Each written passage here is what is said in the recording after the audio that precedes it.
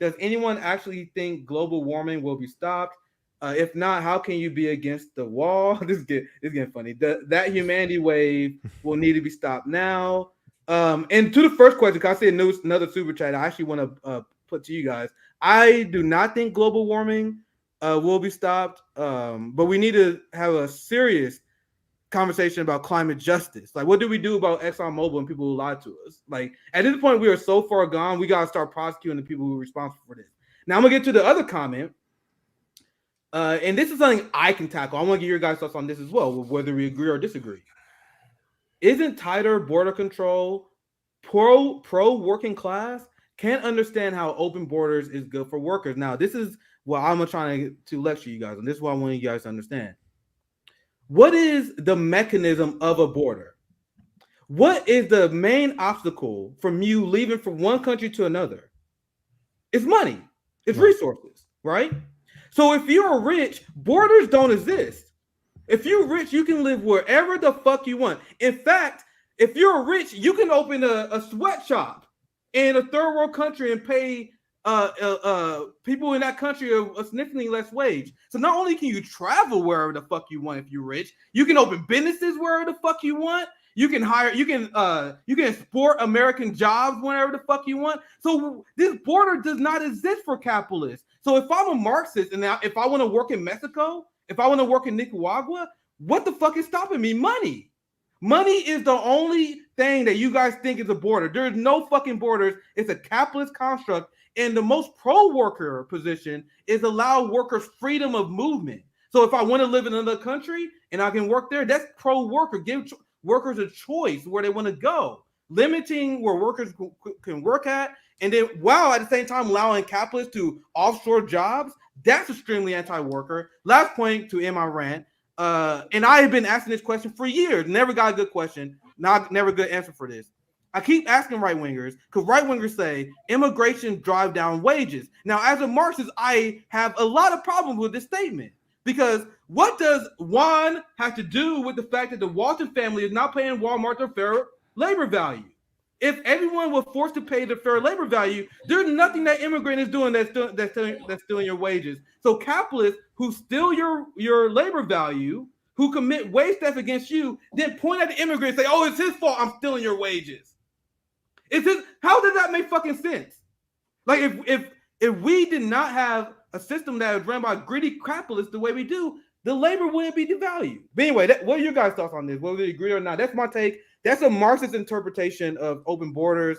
All right, I'll go first. Here's the thing. To anyone who is in the right wing, votes Republican or conservatives, and worried about the border, the real question is the reason why there's a problem there is because the U.S. keeps on doing coups, regime change wars, economic sanctions, and the war on drugs and supporting cartels. The reason why there's people running to the U.S. borders because of policies being implemented by both Democratic and Republican presidential administrations and politicians that profit off the war on drugs, the prison industrial complex, and the military industrial complex. So the thing is, there would be no problem at the border were not for U.S. interference for the past, Absolutely. 50, 60 years now at this point, maybe even going further, even before the war on drugs ever became in existence. So there's a reason why there's a problem at the border. It isn't just one day somebody in Central and South America just said, gee, I'm just going to walk this arduous long march to the United States and make some other worker in America's life hell and lower wages and everything else. No, they're running because we are implementing draconian policies on people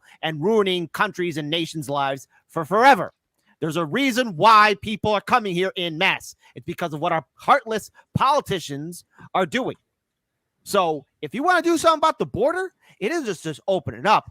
It's ending the war on drugs, ending these sanctions, ending these coups, ending the support of the military-industrial complex in Central and South America. You want a better future? You want a safe border? First of all, let's undo the damages we've been doing there for decades. That's why there's a goddamn problem.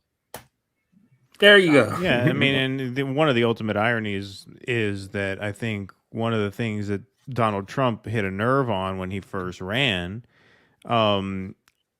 is inadvertently, I'm not saying he meant it this way, but calling out the sort of neoliberal power structures who, you're right, Nick, they don't believe in borders themselves. Capitalism doesn't want borders. Globalist, capitalist leaders don't want borders. They see countries themselves as a hindrance. All a country is to them is a series of lines on a map that constitute where and how they can do business. And certain countries like Cuba, right, who say we don't want your business, those are the really bad countries, right? Those are the ones they really don't like, are the ones that don't let them do business there. But yeah, to people with all this money, who can jump a border if they want and set up shop wherever they want, all a border is to them is a boundary that dictates, okay, across this line, how can we do business, if at all? How can we sell our shit? How can we get people to make our shit to sell to other people who live in another inside this other set of sort of arbitrary boundaries? So yeah, I think that's right. And you guys understand they use that the boundaries are extremely important to control the workers. How do we go to this massive global economy where all these trade deals are made, where people can send companies overseas, but workers can't move? Modern society should adjust it to that. So you guys got right. Capital enjoys open borders. It's a good point. Yeah. Yeah. So anyway, let's last thing for $5 and open board for them, closed board for us because they don't want workers. Oh yeah, one more thing I want to show you. I lost my train of thought for a second, but one thing that like really hurts this narrative where the capitalists always just want you to think that immigrants are the reason why your wages are low. You guys know that net immigration has the lowest levels ever. Yeah, we have the Republicans always fearmonger over this border crisis, but more people leave the United States than people coming in. Like there was a story I read a long time ago. All these massive people. That's to and from here. That census. Yeah. Wow. Sorry, what was that, Keaton? No, I'm saying that's to and from here. Yeah. They're just talking about net international migration for some other. No, they're talking about here. Okay. Yeah, and American migration is actually down because a lot of Americans are actually leaving this country. There's a study I saw that showed as many Americans are crossing the Mexican border as Mexicans are doing as well. Like these are all these things where, anyway, I think the capitalists, the same way with the culture war, they take advantage of people's fear of the other. And it's very easy to convince them that they're responsible for their bosses and their managers stealing their labor and why housing prices. Like it doesn't add up once you understand how capitalism works. Once you understand how the theory of labor value, all this shit doesn't make up. Anyway, I'm ranting like a motherfucker in this stream. You know, we talked a little bit last week about the People's Party and the populist movement and how they really saw educating the working class and how all these structures work as a big part of their project.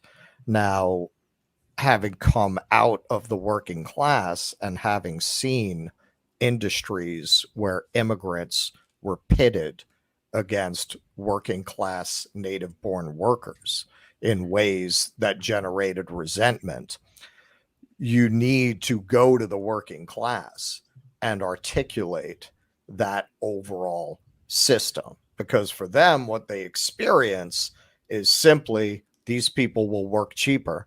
And I used to be able to charge this much to paint a house, and now I got to charge this much to paint a house. And it doesn't go beyond that for them. Unless we go in and articulate a broader vision than that, you're going to have this anti-immigrant sentiment that's very common among the working class.